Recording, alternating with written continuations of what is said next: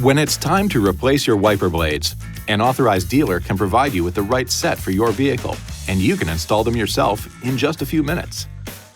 To remove a windshield wiper blade, first raise it off the glass by lifting the wiper arm to the full up position. Next, flip up the locking tab to disengage it and tilt the lower end of the blade away from the arm. Use one finger to push the release tab toward the wiper arm and keep it steady while using the other hand to push the blade away from the J-hook and toward the windshield.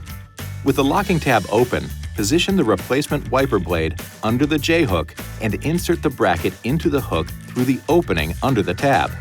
Slide the wiper up until it clicks, and then snap the tab into the locked position. Now, just lower the wiper blade onto the glass and repeat the process for the other side. This video is not intended to take the place of your owner's manual. For complete details and other important safety information, please see your owner's information.